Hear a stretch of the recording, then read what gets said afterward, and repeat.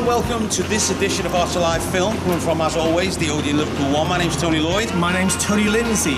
On today's show, we have a look at the Chester Renew project. On the big screen, we look at Pixels, and of course, Open Channel D. It's the man from U.N.C.L.E.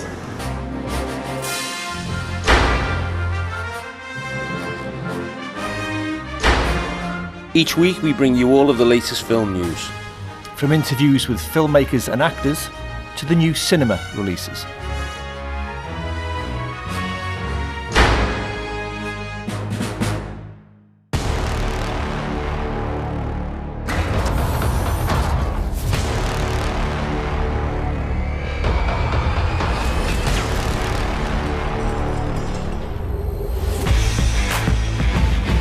Years ago, NASA launched a time capsule into space in hopes of contacting extraterrestrial life. I believe that some alien life force sent down video games to attack us. That makes sense. Okay, so that's Pixels. Chris Columbus's new comedy? Yeah, comedy. Yeah, I mean, it's a mixed bag for me. I mean, I'm a keen video gamer, but I'm not too sure. Yeah, aliens invade Earth in the guise of gaming footage. The step-forward heroes... a la Ghostbusters. A la Ghostbusters, yeah. It's Adam Sandler, Peter Dinklage, Kevin James. Of course, the American government, it all out to sort this threat out. So yeah. Head up the gang of nerds who have been playing games forever. Absolutely, who can save the world. That's about it. You know, about 4 set pieces. Visual effects are superb, stunning, in fact.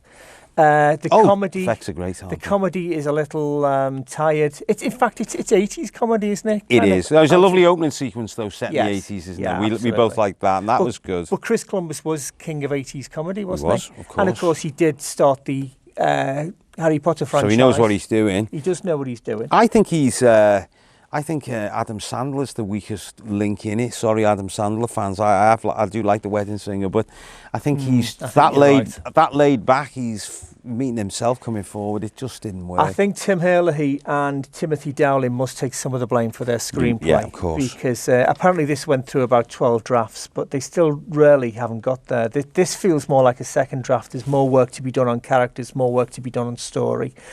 Can't say more than that. It was shot in Toronto, Dublin for America. The Brits get a really raw deal here in the form of Sean Bean and Brian Ricks. Sean Bean Brian Cox, I should say. Doing his best Yorkshire accent in the middle of the... And then some. And then some. So I wasn't sure what was going on there. But yeah, you know, it's that, with Adam Sandler, it's that self-depreciation and then, but I'm really so cute, aren't I? When really he's surrounded by people really working hard. You know, Peter Dinklage is superb. He is hysterical. Apparently based on a real gamer. Yes, who was I believe so. A king of Donkey Kong. Who was given the film the thumbs up. But yeah, I mean, Sandler thinks he's Cary Grant stroke Hugh Grant. Yeah. I mean, if you're a fan of computer games, the old school retro, you know, your favourites are in there, Paperboy, Asteroids, Pac-Man, you'll like it. Yeah, go and see it.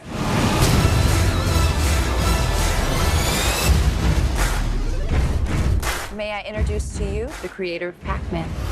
Professor Iwatani, what are you doing? I will talk to him. He's my son.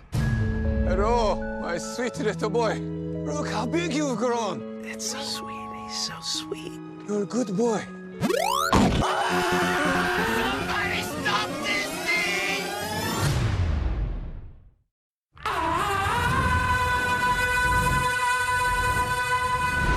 You told me this was going to be a simple extraction. They were waiting for me. What was waiting for me was barely human. It tore the back off my car. Grow a spine, Solo.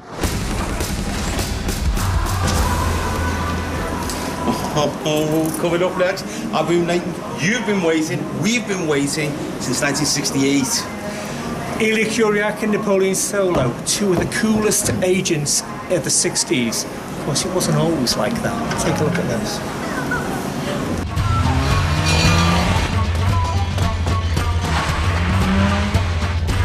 I think you should look out the window.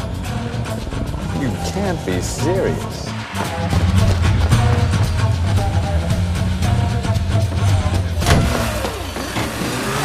He's trying to stop the car.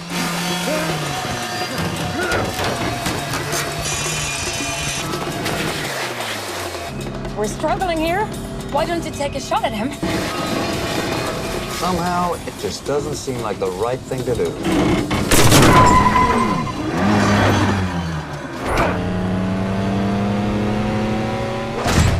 So, The Man from U.N.C.L.E. what did we think? Well, we're both a fan of the original Massive 1964 fans. to 1968 TV show. We both had Man from U.N.C.L.E. guns and badges. Oh, yes, we it was did. a thing to have in the 60s. It was. Okay, so this is Guy Ritchie rebooting, remodelling. Classic 60s spy drama, really. Yeah, and he kind of does much the same thing he did with Sherlock Holmes. Mm-hmm. It's production design, faultless. Design is superb. The 60s look is down to the nth degree. Yeah, great soundtrack. Fabulous. Great soundtrack. The music is superb. You got some 60s favourites thrown in as well. Absolutely. Of course, they didn't use the original Jerry Goldsmith. I cannot believe TV theme. Well, did they have a little bit on a radio? They did. It's like a little radio They homage. should have gone full hog on that, because that really would have helped it. Because what this film lacks is pace. Yeah. It starts off. It hits the ground running, doesn't Fantastic. it? Cold War thriller in East Berlin. And then after about 15 minutes, when we establish our two characters, Napoleon Solo, Ilya Kuryakin, it falls asleep a little bit, doesn't it? I mean, the two of them play it well, and I don't Henry think the Cavill as Napoleon Solo, Arnie Hammer as... I wouldn't say the chemistry was like 100%, but it's getting there. Yeah, it's definitely, it's like, I know it's a cliche, but it is a work in progress, isn't it? Yes, absolutely. That's a very good way of describing it. I'm looking forward to the sequel when these two guys really and we've got, in. despite its 60s roots, we've got good, strong female in there. Yeah, Alicia Vikander, our old friend. Old friend from many movies. And we've got Hugh Grant in there as Mr. Waverley. Taking the place of Leo G. Carroll. Carroll, the famous. Yeah. But this film has been 20 years in development hell. Tarantino was attached to it after Pulp Fiction. Steven Soderbergh was attached to it. He wanted more money to replicate the 60s than they had in the budget. George Clooney was down to play Napoleon. He had a back injury, which meant that he had to take off. And then Tom Cruise came in, and he was going to play Napoleon. But of course, Mission Impossible. Ethan Hunt took over. Ethan Hunt took over. So a troubled history. But I still don't think that the script is quite right. I mean, Guy Ritchie again co-wrote.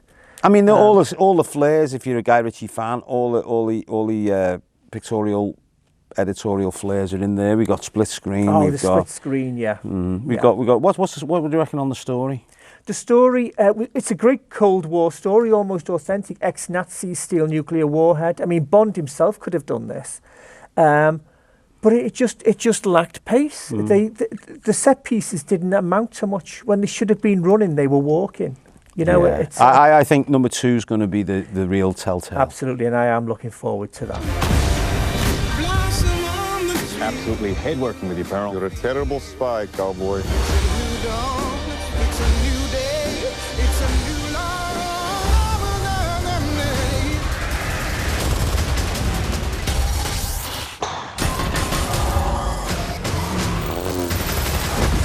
Oh, and you have a new code name. Code name? Uncle.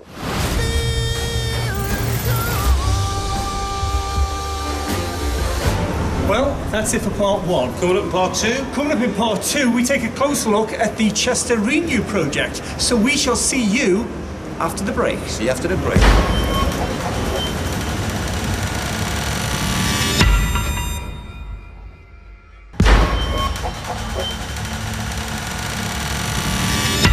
Hello and welcome back to Arts Alive Film. Earlier this week we popped over to Chester to have a look at their Chester Renew project. Which, funny enough, was a refurbished Odeon. So have a look at this.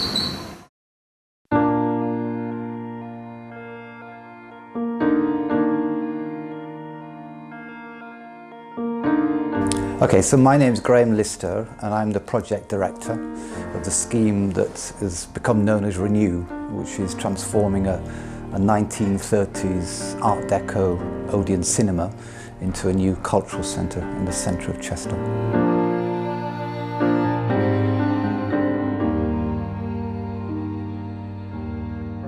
Well, I guess really the old theatre in Chester, called the Gateway Theatre, closed around 2005.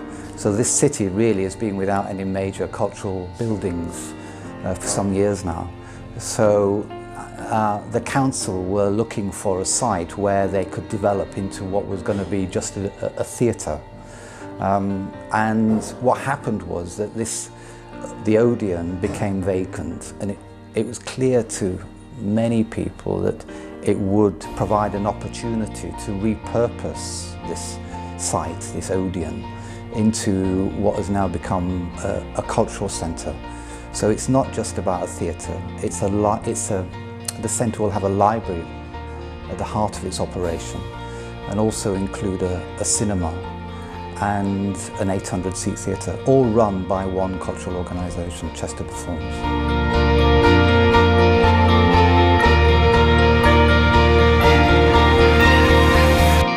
So for us coming into the building, for Chester Performs coming into the building, it's a huge opportunity for us to take our work and to reach a whole new range of people with the work. I guess for us what this is about is an opportunity to extend our work with as diverse and as wide a range of people as possible, building community through our work, getting people together to celebrate community, to think about what it means to be part of the community that they're a part of, and to, I guess, ask that really fundamental social question that all the live arts ask, which is how shall we live? And to think a little bit more about what kind of society we want to be a part of, what kind of a world we want to build for ourselves, and to examine that through the active exploration that you can only really do in the live arts, in theatre, in literature, in music, across all those art forms. So we're 28 weeks into the construction process, and it's a 94-week build. We want to open it at the end of next year, when the Odeon Cinema will be its 80th birthday. So it's quite cool if we can get it open in the autumn, because that's when it'll be 80.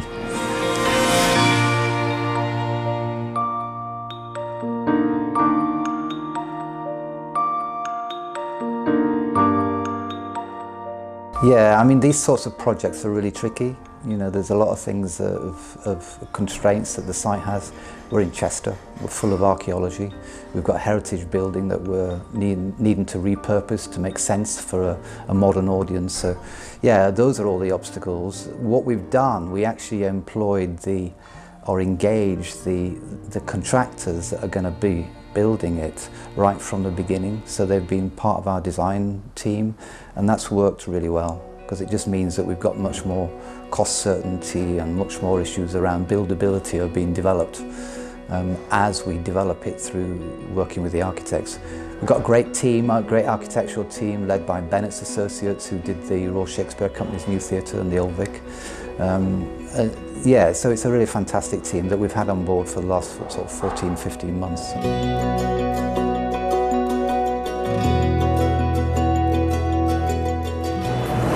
We're just about to go into the main auditorium of the Odeon. So we've removed the first floor, and we've stripped it back to what it would have looked like when it was a 1,600-seat auditorium.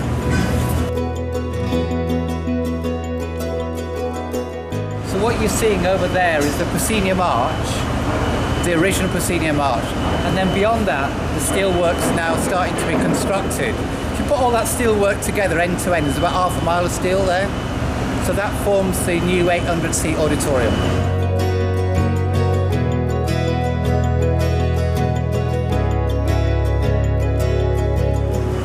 So this space will become the library and the cafe bar. We're going to knock through that wall and replace that with glass. So you'll see directly into this building. It will also, create a lot more light into the interior.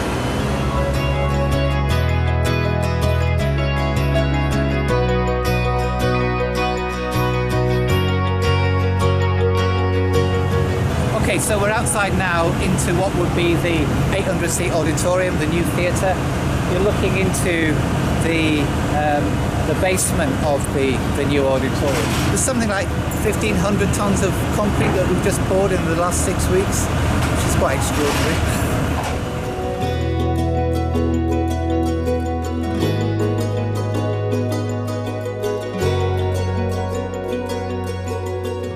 This is where the flight tower is. When it's complete, it'll stand 24 metres above ground level.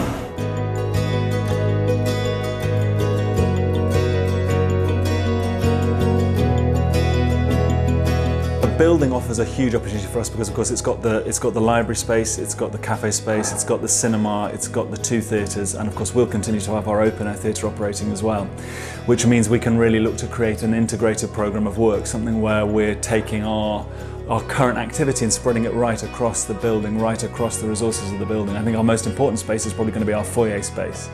That space that's a real springboard for somebody coming into the centre, where you're going to come in and you're going to make a decision. You can go right into that library centre, which will actually, I hope, that'll spread right across the whole building, that the offer of the library.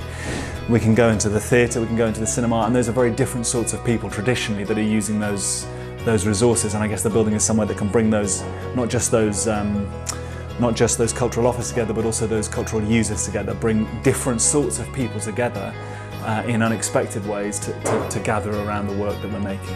I mean, it's important to understand this isn't just a cultural centre providing a whole load of, really great social value to the community. It also provides something in the region of £17 million of economic benefit to the region, which is really important.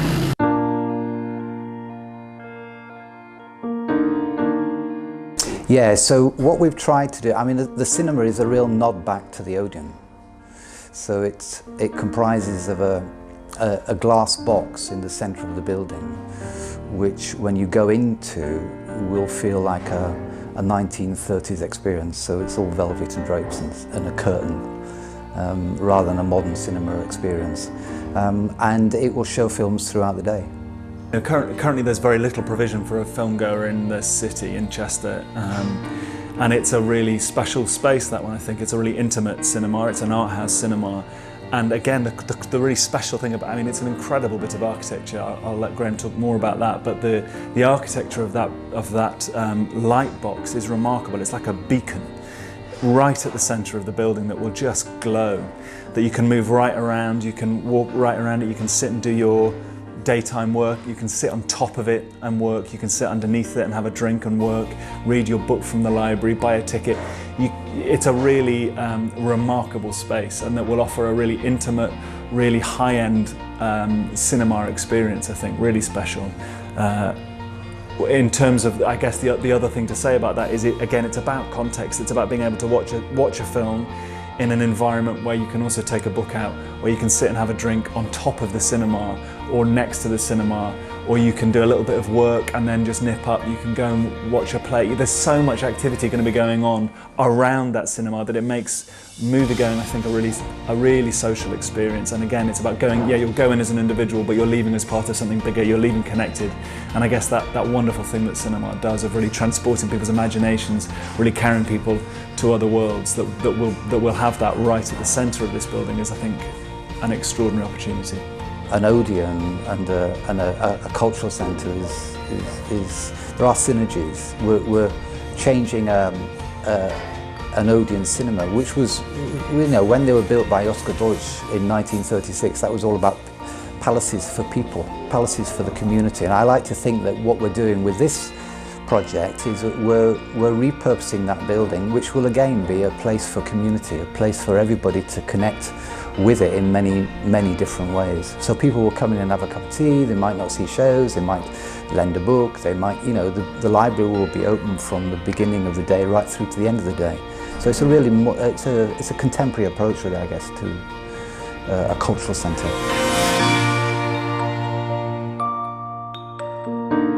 November 2016 we'll be opening the building, with our first work happening in the building immediately, really, and I hope even before that. I hope we'll have people getting access to the space and seeing how it might operate even before it's fully finished and open.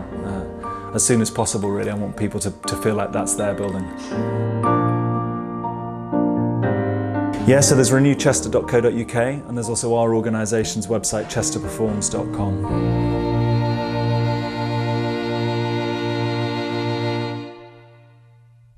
So that's it for Arts Alive film coming as always from the Odeon Liverpool One. Next week we take a small visit to the small cinema in Liverpool. On the big screen, it's Trainwreck. But before that, take a little sneak preview at this. Your mother and I are getting divorced. Monogamy isn't realistic. Monogamy isn't realistic. I didn't understand that word at the time, but now I know exactly what he was talking about. I'm just a modern chick who does what she wants. We're gonna have 2 mimosas. Okay. Holy orange juice. So, champagne. Oh, okay. And don't get all threatened just because you don't understand the concept of marriage. You dress him like that so nobody else wants to have sex with him? That's cool. Hey! I have a great job at a men's magazine. Amy, I need a profile on a sports doctor. What does this do? You follow sports? I love them. Who's your favorite team? The Orlando Blooms. You want to get a drink? Yeah. My boy got intimate. Yes. Sexual intercourse. We had fun, but our journey is over. I think we really like each other and we should start dating. No. Yes. No. Trainwreck,